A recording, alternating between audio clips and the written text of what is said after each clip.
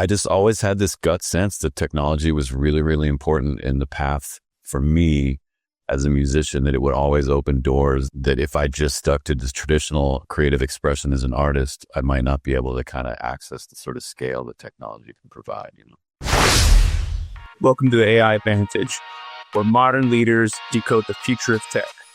I'm Solomon Williams, founder of Solanox. So here, it's no noise, no hype every week. Sometimes it's just me, and sometimes it's the brightest minds in tech, breaking down what it really takes to grow smarter with AI and automation. Let's dive in. Welcome to the AI Advantage. I'm your host, Solomon Williams. We have a special guest today. We have for Alex King Harris. So he's the founder and CEO of EvolveWell. So Alex, I'm really excited about this conversation. So thanks for coming on to the show. Just kind of introduce yourself to the audience so they kind of know who you are and what is EvolveWell. Yeah, thanks, Solomon. It's good to be here. So as Solomon said, my name's Alex. I live on Vancouver Island, Canada. My formal training is as a musician. So I studied jazz and classical at college, graduated, moved to Los Angeles to build my music career. And when I was there, I got involved in startups and have a huge love for technology. I've been playing with computers since I was a little kid. So my path has really been about crafting companies where I can thrive as an artist and also as an entrepreneur at the same time. And that led me through the startup world until I got to a point where I was, experienced enough to do something at scale. And the opportunity to do EvolveWell came out of my own passion for human evolution, personal growth, merging science with spirituality in a way, right as AI was starting to kick off. And my co-founder and I, Pete Kennedy's the other co-founder of the company, he built a huge influencer marketing platform called Tagger and had a really successful exit. But he was feeling like the corporate grind was pretty hard on him. And I was coming from a similar place of wanting to do something different as far as the culture of the company that we wanted to build. So we took a lot of the theory of personal growth and put that into EvolveWell right from the start. And we're building a next level coaching and therapy platform for scalable mental health using AI tools to help assist in the process of one-to-one and one-on-many kind of coaching and therapeutic work. Yeah, I love that, man, because it really kind of showcases, before I even get to the EvolveWell, I'm so curious on it. How did moving from your musician side, because you had a love for it, and so forth, to what inspired you to kind of have that point of transitioning over to where you said, hey, this is something that I really feel like people are, I want to build more of a community, the impact, utilize technology, but from utilizing music and more of a conscious approach to helping with on an individual level? That actually, it's a great question. That actually happened really early for me. So when I first graduated out of college, one of my first jobs was doing a form of music therapy for people with cancer. And I would go in to be with them, help them chill out, help them just kind of relax and learn how to breathe a little bit more smoothly.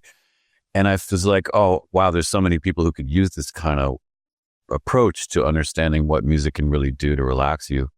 And to me, technology was a way to scale that. So I didn't do one-on-one work for very long before I was like, if I took these same principles I'm using in a one-on-one situation and broadcast that at scale, what would that be like? And so that was a lot of study in not just music technology, but also music distribution, how the music industry worked through digital channels, what that was all about.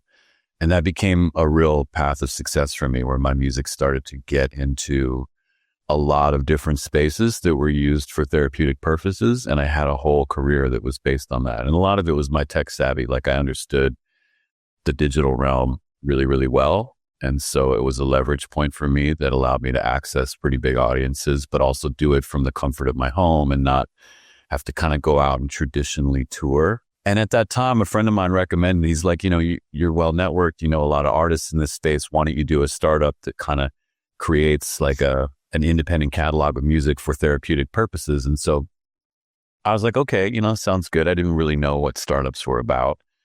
And, had I known what I know now, I probably would have done it differently, but you just jump in, right? You're just like, all right, let's figure this out. I was pretty comfortable in front of audiences at that point. So raising money was not too stressful for me. It was more the how to scale technology in an affordable way. This was right when Spotify was launching. I built an independent kind of niche version of Spotify for yoga studios, meditation, all that kind of stuff. And it was a really good learning experience. I certainly learned by, you might say failing a lot, but some of my greatest teachers in the entrepreneurial path taught me by telling me what their greatest failures were and how they learned from it, So I just always had this gut sense that technology was really, really important in the path for me as a musician, that it would always open doors, that if I just stuck to this traditional creative expression as an artist, I might not be able to kind of access the sort of scale that technology can provide, Yeah, you kind of brought up a point of having it, of blending it in between the community and so forth. So, I hear sometimes just kind of doing my own due diligence, like you talk about the village-minded culture, right? And, now that you're building through this, you're building a community, you're building a platform alongside with utilizing music, with how utilizing, some yoga practices and all of this to help benefit the individual. How do you see, the wellness, the music, and the entrepreneurship on the business side serve as like a modern form of, community building? Does that make sense? Yeah, that's another just fantastic question. So when I was in the startup culture a lot here in Victoria, BC, where I live, there's a really great organization called Viatech that gave you access to entrepreneurs who would be your mentors. And it was like a provincial program where you pitch to this whole board of people. And if you get accepted, then the province pays for you to be taught by experienced entrepreneurs who've scaled companies, right? And almost all of them were like, dude, if I could get that 10 years of my life back, I would have done it differently. I wouldn't have been so stressed. I wouldn't have been so attached to the outcome. I would have just enjoyed the ride a little bit more and maybe not pushed so hard. And so at that time, I looked around and most of the startup founders I knew were really stressed out people. And here I am kind of with my hands in the wellness world enough to know that there's a different way to go about doing life where you still get amazing results, but your focus is as much on your inner world and your inner experience as it is on what happens around you, right? And now there's all this science coming along to demonstrate that that's real. It's not just some kind of woo-woo old school mystical thing. There's like really good principles for why you want to keep your stress levels low and keep your curious, creative brain open and turned on all the time. So at the time, I really wanted to build a company with those principles. But I think even in my own sense, there was like a bit of trepidation of like, well, what happens if we're not pushing hard all the time, And it wasn't until I met Pete, my co-founder, where we both were like, no, this is the way, let's do this. Where we started right from the beginning, teaching our team to meditate, to spend time not doing anything, and to practice not doing as much as we were practicing getting shit done and crushing it out in the world. And what we're finding, as I think a lot of organizations that have taken that route, is you can be incredibly productive. But as you build that culture of well-being from the start into the community orientation of the people you're working with, there's a much different sense of passion and drive and going beyond the call of duty that starts to build from a really sustainable, healthy place. It's not because you're being policed and told what to do all the time. It's you're like, man, I really love the fact that there's not a lot of separation between my personal world, my human world, and what I'm doing for this company. And so we're finding a lot of joy in doing it that way. And we're also being, super, super productive. And the interesting thing to me was I started EvolveWell right when ChatGPT was kicking off pretty hard. And I got shown how to use it for business and marketing development, which was awesome. It's like you could write a startup plan really fast and do all your financials and do all your market research and train the GPT to talk like your customer and interview the customer and all these really cool things. But then you can also use it as an insight tool for your own personal journey. Like, how do you get really good at prompting AI so that it becomes kind of like a mentor or a guide or some presence that's there to help you see yourself in ways that you might not be able to, et cetera. Learn how to take more breaks. Talk with it about what's in the way as far as you feeling like this obligation to keep grinding. What are you really afraid of, right? Because the grind often comes from fear and a sense of not having enough. Yeah. And so that insecurity is kind of part of the culture. And we just started to find that prompting Claude and ChatGPT consistently was a very good personal growth tool. And that's, in a way, what's so cool about EvolveWell is the business model came out of this kind of cultural experimentation of how do we do business differently from the inside out, and then make that part of our product. So we keep pushing the product forward by spending time as a company going inward together and seeing what's in there and what can we play with and what's the kind of frontier of human evolution that we're looking at day to day. Yeah. I mean, even for me, just even from like founder kind of moving through, as much you mentioned, there's so much that's going on, and it's part of maybe the culture that we know that you have to grind, that you hear about it. You got to put in the work, you got to put in the hours, especially if you're trying to start up for a business, you want to go more the entrepreneur route. And you kind of brought up, something that really hammered into the fact of a lot of ideas, and a lot of, even for myself, if you take some time to step away, there's a lot of times you'll get those answers, whether it's from someone from an outside source, or you taking a walk, meditate, or whichever that you do to help that creative to be still on that. I'm beginning to really learn just how powerful that is. And, I really like that you really put that into the business side with your team, and really kind of taking that on as just as important as, the market operations in all of that side. Yeah, absolutely. And as I said, learning how to use AI to help kind of check yourself before you wreck yourself, like really being like, hey, I'm noticing this habit I have of pushing too hard when maybe some part of me feels like I don't need to. Let's unpack that and look at that a little bit more deeply so that I can recognize when I'm doing it again and change that habit. Because a lot of those habits are pretty deeply ingrained. And, there's almost sometimes a part of us that kind of gets hooked on the buzz of driving all the time, right? It sort of becomes a feedback loop. And so you have to find really good ways to interrupt that and trust the process. Because I think sometimes in the startup world, there's so many unknowns. We tend to want to control everything. And that's, it's another strong human habit that we have. That's kind of our survival brain takes over, and we're just running on that frequency all the time. So again, AI and our colleagues can be good tools for interrupting some of those really deeply ingrained habits. And as you say, when you're relaxed and you're thinking creatively, you're going to come up with way cooler ideas that break the mold and do something different than what the market is that you're already trying to get into is doing, right? Like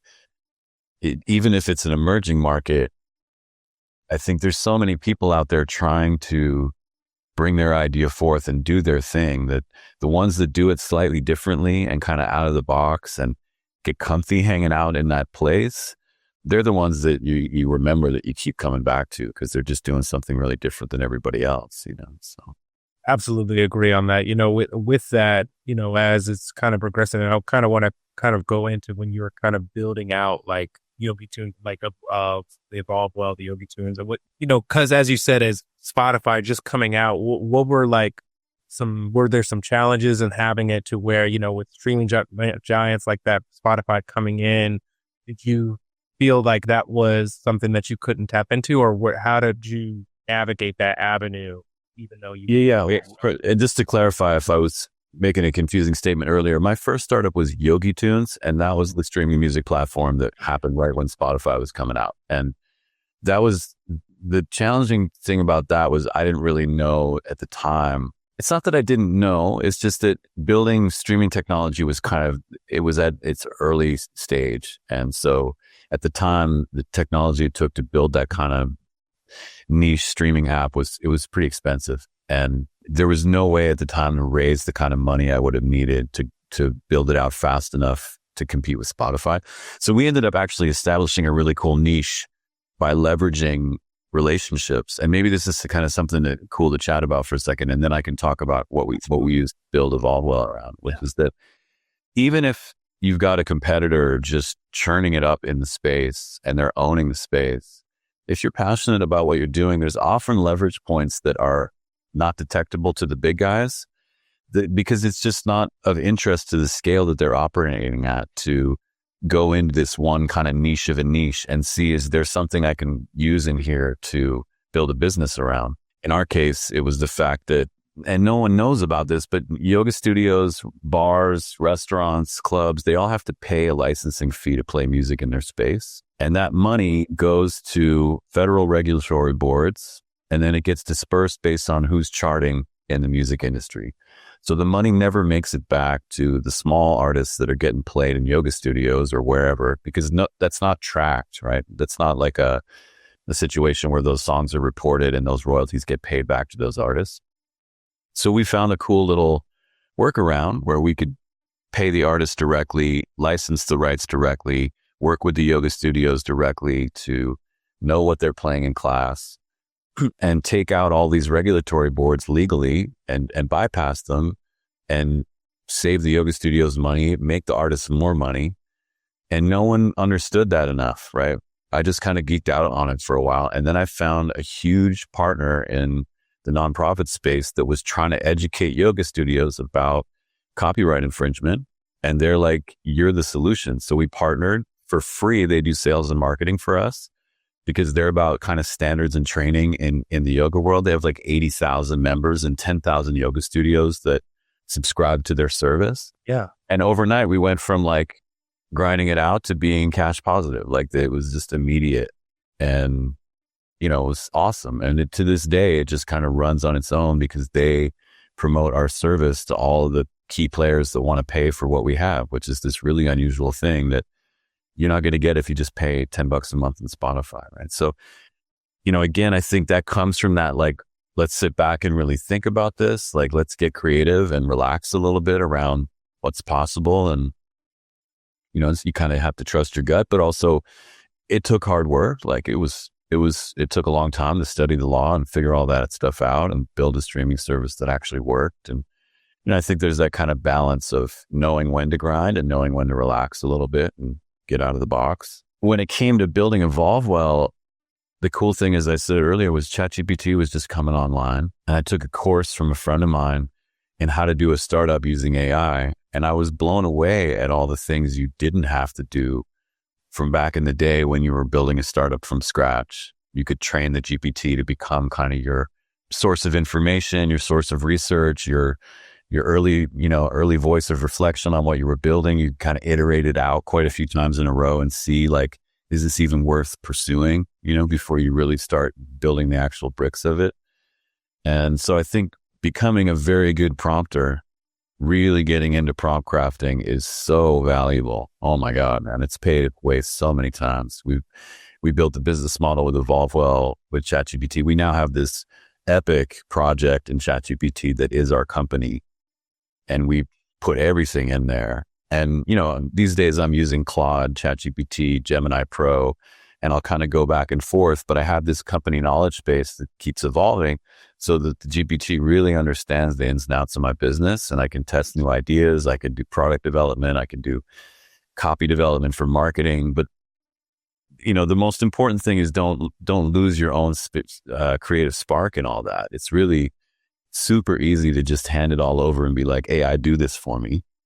But then it becomes robotic and a bit thin, and, you lose the joy of being really, involved in the creative part of it and the research part of it. And so, I think maybe because I got a background in music, I like collaborating. And I just see these AI tools as like excellent collaborators because they're interactive, they're conversational, but you don't want them to take over the band and start driving this thing in the wrong way, Yeah, it kind of, as you said, like you building, AI has been even nowadays with ChatGPT 5, and like you said, with Gemini, with Claude, with Anthropic, with Claude, it really comes into a point of it utilize being that really good brainstormer with you, and I think that as we're kind of transitioning through it, it seems like with every couple of months, there's like a new AI tool, and it's so hard to. And I can even think on it from the consumer level, just the regular everyday person, to now when we're thinking about it from the business side, like from entrepreneurship all the way to C-suite on leadership. It's like, how do we make the right calls? How is this actual tangible? So, as it's moving forward, just kind of focusing, just on EvolveWell side, in the industry, where do you see like the AI coming a part of having to pitching into, coaching and wellness for, for the mental health, for the emotional, even for the spiritual health? Where do you see that divide coming in? Yeah, that's great. I mean, thankfully, we have the luxury of having researchers on our team that look at all the tools, and we talk about them quite a bit. On Slack, we check them out. We see, what's the value of this tool? Is it just hype? Is it really cool? Is it novel? How would this help further the relationships between therapist and client, coach and client? The goal with the AI from the beginning with EvolveWell has been twofold. One is to help create personalized high touch support in between sessions.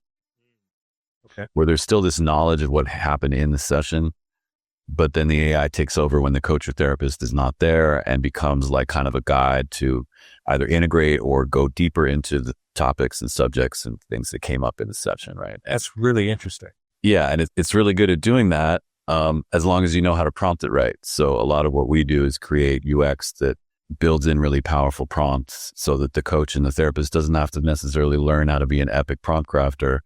We're kind of creating a lot of different frameworks for how coaching and therapy works and building those into easy workflows for the professionals, right? But then what they get back from that is all this data that they wouldn't normally have access to of what the day-to-day of their clients is actually like. And so there's accountability there. Are they actually doing the things that they're assigning? Is the client able to absorb the material that they're assigning to them? Would they prefer it in a different format? Can AI start to learn how this person likes their content and serve it up in a different way, whatever that might be.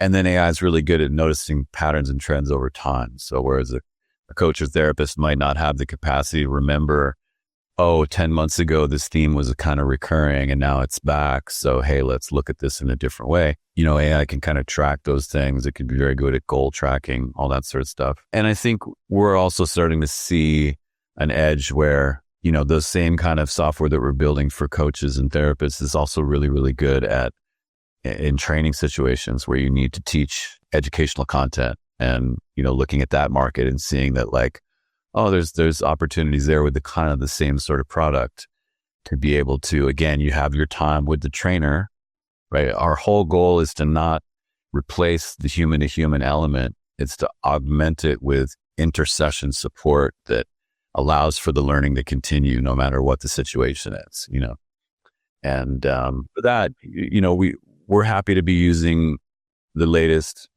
version of OpenAI's API. That's generally where we hang out.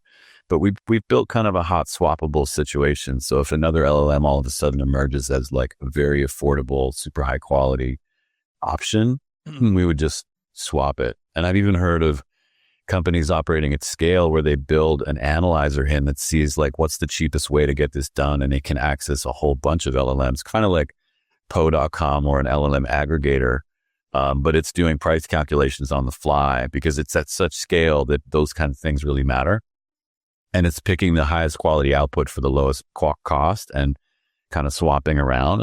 And I can see when we get to scale something like that being of interest, but right now we're still small enough that we can just sort of bet our whole ship on one API and just fine tune that and make sure that the outputs are super high quality. And yeah, I think it's so important and I think you touched on it, on not only empowering, your internal team with the therapist, with the clients on knowing, what to ask and so forth, with the prompting and so forth, but also with, as you said, for the consumer side, for the client, coming in. So, with all of this coming to play, the main point of it is for, having the right data and, taking all of that input in. So, what with EvolveWell, like what kind of metric or milestones are you focused on that you take in from those sessions to help build upon it and continuously improve? Yeah, thanks. So, what we're moving into is to get the right data. There's a niche right now of professionals and their clients who are really comfortable with their sessions being recorded, with the data being very transparent. We emphasize data privacy right from the beginning, just so that, because you're talking about vulnerable subjects, to have an AI listening in on the recording and transcribing all of that and storing all of that in what's called a knowledge graph or like a vector database, that requires some trust from both client and coach. And so part of the metrics of success in this is that there's enough visibility for the coach and what the AI is doing, and the same for the client, that they can start to be like, yeah, I really trust this process. And most of all, I'm getting the value out of it. And so for the coach, the data again comes from uncovering really key insights that they themselves might not be privy to. Also giving them feedback about their style of coaching, their approach to doing sessions. Therapy is a little bit different and there's a lot more oversight. Coaching's pretty free of that. So, and the coaching industry is big. So after a session, for example, you get a summary of notes that are designed for coaching. So the AI is listening to any potential follow-up assignments you might want to put in. And those assignments are kind of already designed by the AI by the time you get the notes transcripts. But then you're also getting feedback of like, hey, I noticed when this subject came up, like you could have approached it in this way, or maybe you deflected this thing instead of really diving in. Like there's lots of guidance that can come for the coach to help them keep growing as coaches. And then I think from experience on the client side, the value metric is just the availability of the LLM, that it's always there and you can access it whenever you need to and get the kind of insights to move you past a block pretty quickly in an economy where you're not having to like pay a ton of money for that moment. I think it's still really important to have the guidance of a very trained professional human that knows what it's like to suffer, knows what it's like to have setbacks, has their own personal experience to draw on that's really deep. That AI doesn't have that kind of human-based context. But for a client to have a moment where they're suffering and they can just ping into this app and be like, hey, I'm having this experience, and to get some professional guidance, that kind of metric feels really good. I mean, I use that all the time myself. So, and then the coach will see that the client has had that kind of an interaction, and it just, again, sort of builds this model of success for the coach, like it has a trusty assistant that's always there. Yeah. I think even to now, as you're kind of saying, as I think that as we're kind of can push forward, there's even now to this point of where AI has it to where, as we're getting more comfortable with transcribing, having these note takers, having the AI as part, as we're kind of seeing more of the benefits to it. I've seen even now that the AI now, because of it's able to pick up on now with being recorded on body language, on moving through and, taking into account of, eye shifting or fidgeting or these points. So you think that like, as Evolve grows and, for like, I would say maybe for the next 6 to 12 months, is your focus more on building more, utilizing that technology, or is it kind of building on the features it is and just focusing on them? I'm curious to see what your vision of Evolve is over this time next year, I would say. Yeah, thanks. Yeah, I think our goal is to build a product that has a flexible level of AI presence so that the coach can decide how deep down that path do they really want to go, from empowering the AI to be able to really kind of, like you say, read full on emotional cues and be that intelligent. I think there's plenty of situations where our product would work really, really well with its capacity to do that. And I think there's also people who are operating at scale who want to be able to fully avatarize themselves and essentially create a digital version of themselves so that they can be accessed all the time by a large audience of people who can get really, really high quality interactions with them that are not economically feasible given where the person is in their path. They're too well known, they're too successful, they can't be doing, one-on-ones anymore. And so the ability for those kinds of avatars to be reading body language is going to just make better quality outputs. It's all about creating brand trust. Is the audience, this person built, comfortable with that? Right? Does that give them a sense of value? There's a guy that I go to for business advice. Now I just talked to his avatar. He's really busy. He's built some huge companies, and I'm super comfy just booking a session with his avatar. We still talk human to human, but I get the real answers I need out of the robot, and that doesn't bother me at all. I'm stoked because now I know this guy. He's chilling. He's in his 60s. He's done his work. He's just like walking in the forest and hanging out and meditating, So I'm like, great. We both get what we need. And I see Evolve as a force in authentically scaling people's audiences in a way that gives them the lifestyle that they really, really want and gives their clients or their audience the experience that they really, really need at an economic model that works for both sides, right? Like the problem is the better you get, the more you have to charge. And so the people who really need your mastery can't afford it. The degree to which AI can help moderate that economic disparity through impersonating at scale, I think that's amazing. You know, that's not manipulative or seductive or a bad use of AI. You know, I think the fears that people have need to be educated fears so that they're aware of when they're being manipulated for or coerced towards, you know, profits that don't really serve their quality of life, you know. And that's like a clear differential there of like, is this really helping me or is it not? You know, is this just like helping the bottom line of some huge corporation that's trying to make me do something I don't really need to do? You know, like AI has an unprecedented capacity to manipulate people. So, yeah, I think we really need to, and my hope is that Evolve Well can be a part of that. We do quite a bit of blogging about that and just writing about like, you know, how do you know what to trust and what not to trust in an age of advanced mimicking, you know? So, you know, it's maybe a conversation for another time, but that's where we really thrive kind of hanging out in that space. Yeah, I had a guest come on, earlier that we were talking about more on the AI ethics of this and, having to be consciously aware of, hallucinations and, putting into, where does this fit in? Does these algorithms with the AI, is it being used fairly? And there's so much benefit, of course, to it, but there's, this part of, and like you kind of touched on, it's still having that human element, which is, even with your mentor that you were saying, it's crazy that it's gotten to this point, man, of just on now we utilize avatars based off of all the data we give it, all of the training that we give this model to now, if it comes to a point to now it's just an extension of our digital self on it. So, do you think like as Evolve Well kind of moves forward in that vision by like next year, what do you see as like a bottleneck or a challenge as you kind of grow through? Is it, educating the folks, want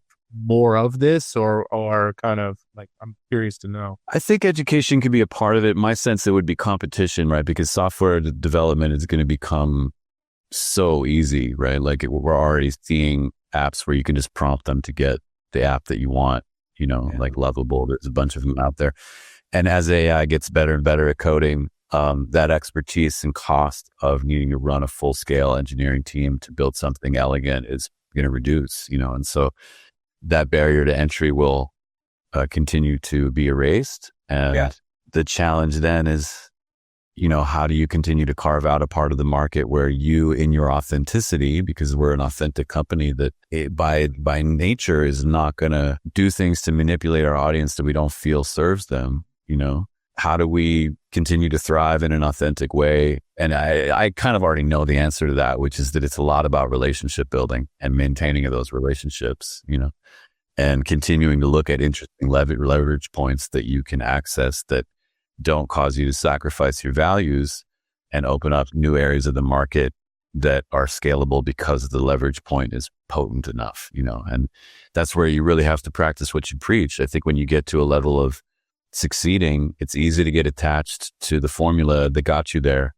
And that might stop you from relaxing a little bit again and just trusting that there's maybe something else that wants to emerge, especially if a competitor came along and was all of a sudden crushing it and taking customers away from you. And maybe you feel like they're not as aligned with integrity as you are, like it's so easy to, and maybe they are, maybe they're fully integrated and awesome and just doing it better than you are. I mean, you never know, but I think that's where, we just really have to kind of practice what we preach at that point and continue to trust.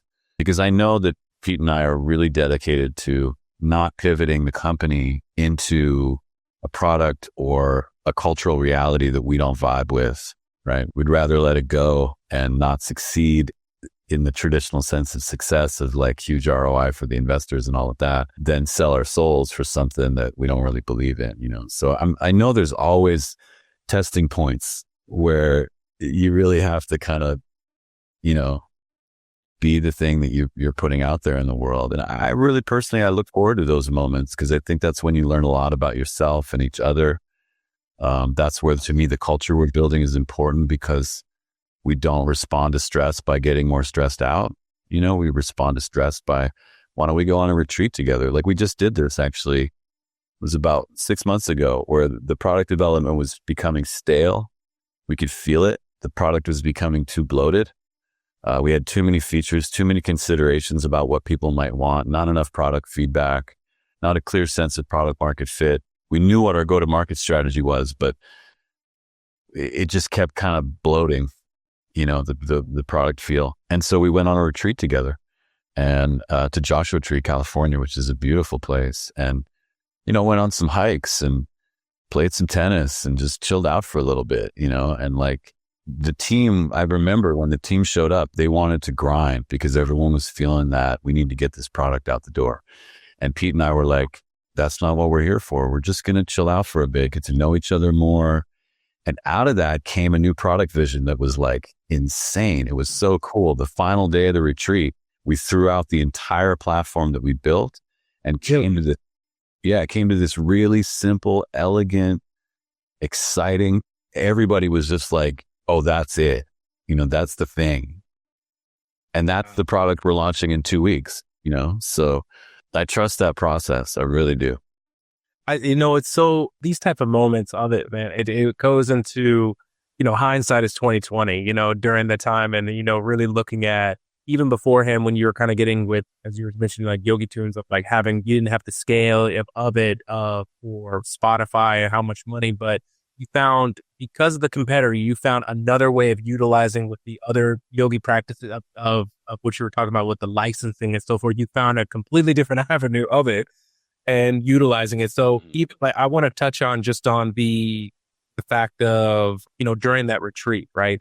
With your team kind of thinking in terms of relaxation, was it you and your co-founder, your team just came to an aha, like at the end of it? Some people are always so tapped into and so focused on how to try to reverse engineer it. And with this in specifically, coming in with a new product, like what do you feel like helped to bring about that revolutionary change that you're about to bring out in the next 2 weeks? Does that make sense? Yeah, absolutely. I think the thing we've practiced and preached from the beginning is don't be too precious with your ideas. Don't get too attached to them.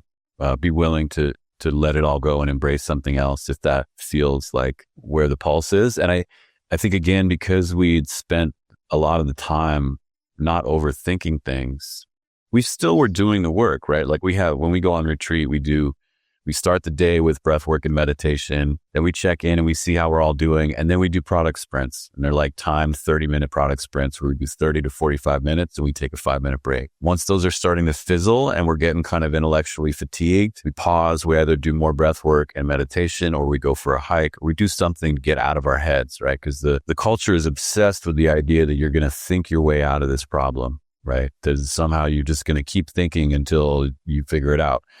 But that's denying all this other intelligence that you have in your body to feel how your heart's feeling about it, what your gut has to say about it.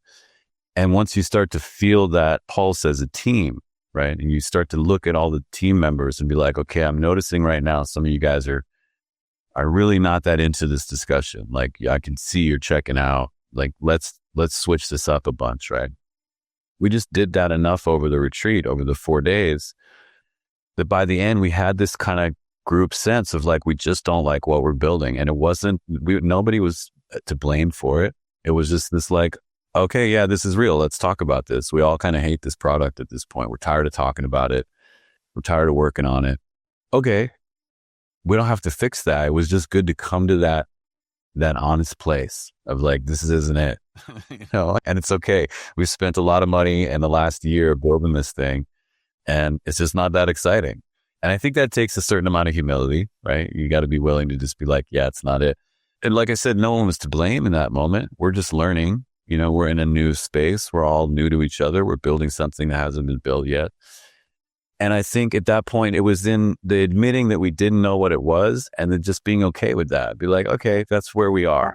It's all right. No big deal. Not trying to force it. And then all of a sudden in the next moment, it just kind of sparked, Yeah. So we weren't really attached to that outcome. And I think I said that earlier, like the tendency at the beginning of the entrepreneurial path is to be really attached to the outcome and forget that you're kind of on a journey moment to moment. And can you just find ways to enjoy the journey? Because the other thing I mentioned was a lot of these successful entrepreneurs look back and the journey was hard and they paid a cost. They didn't get to spend time with their kids. They sacrificed too much of their own vitality to get there. And then when they get there, the reward dries up anyways. And then you're like, well, what's next? Right. So this part of the culture I think we're really thriving in is enjoying that journey. And so when there's a moment of discomfort because you're not where you think you're supposed to be, that's not catastrophic. That's a good thing.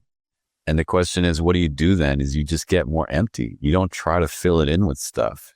You let go and you trust that something's going to happen probably sooner than you think. And all of a sudden we're in a whole different place, and that comes from that clarity of not being fatigued and trying to, burn the candle super hard. And I've seen that happen so many times now. I mean, that's where the inspiration to do this thing with Yogi Tunes that I did came out of a moment of letting go, right? When Spotify was like gobbling up market share and my investors were kind of freaking out.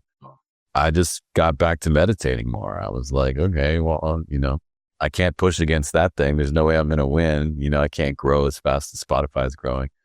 And then my gut was like, what about this commercial rights thing? Why don't you call a lawyer that knows about this world and see if there's something there? And all of a sudden I was, off to the races. So it's good. It's good for me to hear myself say this because even though I teach it, I can still fall prey to the fears and the uncertainty and hold on too tight at the wrong time and pay the price. I do that all the time. It's practice, not perfection.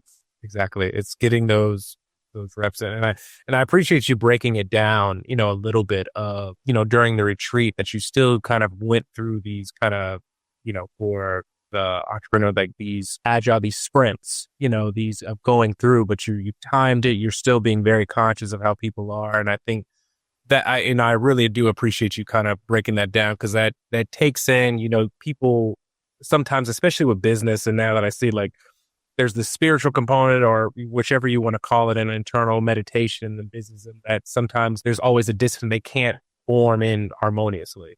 I really like it on how you've broken that down on you utilizing, even though you're utilizing sprints and so forth else, that you're still putting in, you're timing it, on having it to where, 30 minutes is in, you're seeing people checked out. And my point is where I was getting to was saying sometimes there's the spiritual side and the business side of that. People think that you can't put them together. There's not a harmonious blend to that.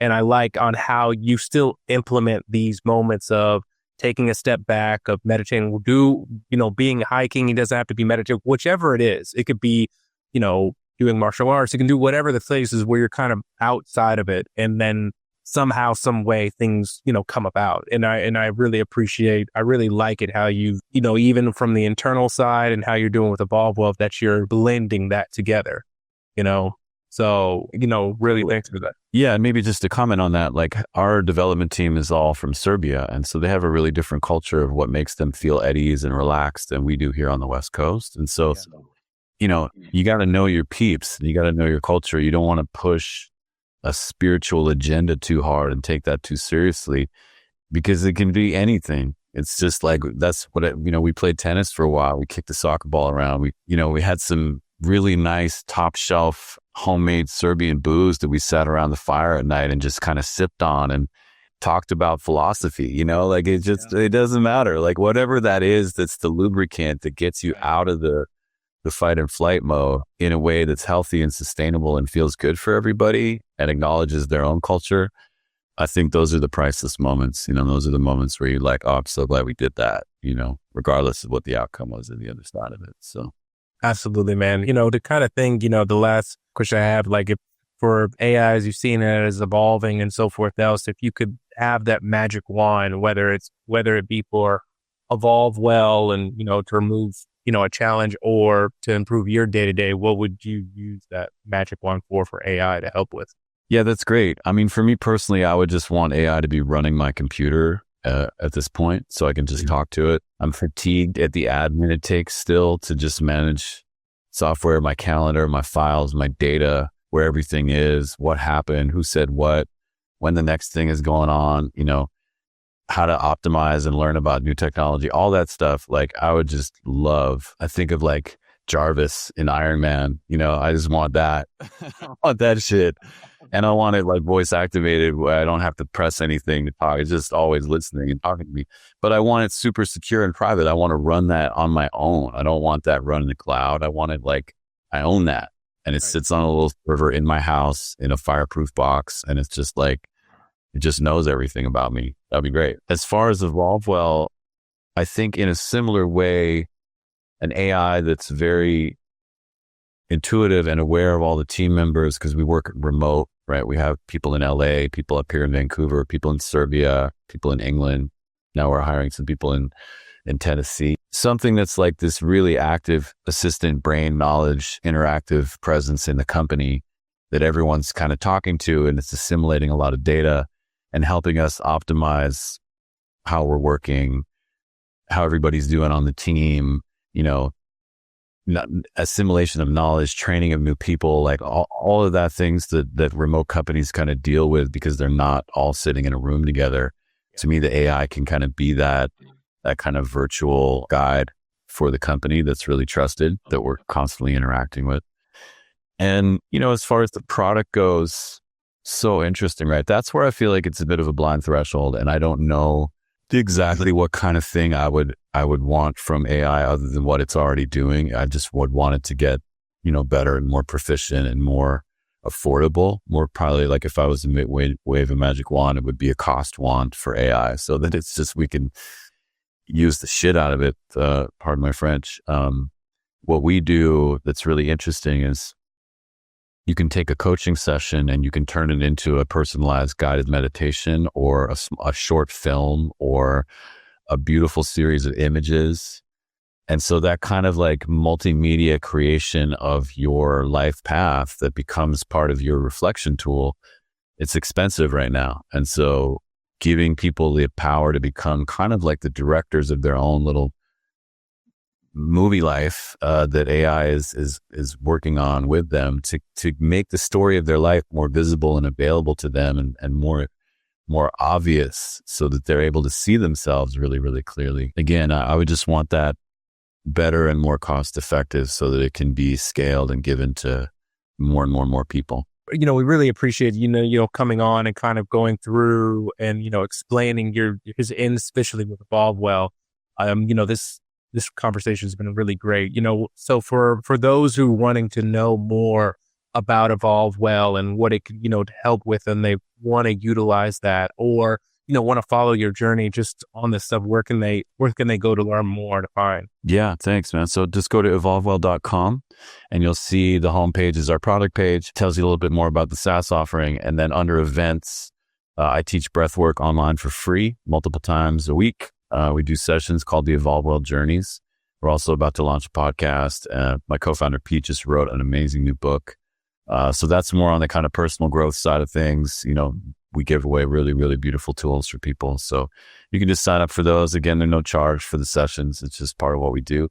And then if you go to my website, alexkingharris.com, KINGHARRIS, all one word, you'll find out more about me as a musician, what I teach, how I perform, what I go do. Because even on the music side, I'm still all about transformation and personal growth and igniting people from the inside out. And so you can see my music catalog and, I have some courses to offer and that kind of thing. So plenty of ways to check me out. And I do tour a bit. So, if you're on my email list, if you sign up through Alex King Harris or EvolveWell, if I come to an area near you, then you'll know about it and we can say hi in person. Oh man, this is great. And for those kind of listening in, who tuned in, appreciate you coming on. We'll have all of what Alex has said in the show notes for easy for you to kind of click on and learn more about him, or just about EvolveWell. So Alex, thanks again, man, for coming on. This has been great again. Yeah, you're welcome, Solomon. Great to chat with you. Thanks for the opportunity. Yep. And for those, we'll catch you next time on the next episode. Be sure to like and subscribe, and we'll catch you guys on the next show. Take care, everyone. Peace. Thanks for tuning in to the AI Advantage. If this episode sparked an idea, share it with your network. Subscribe for more no-fluff conversations on how smart tech drives real outcomes. And if you're ready to future-proof your business, let's connect at solonox.net.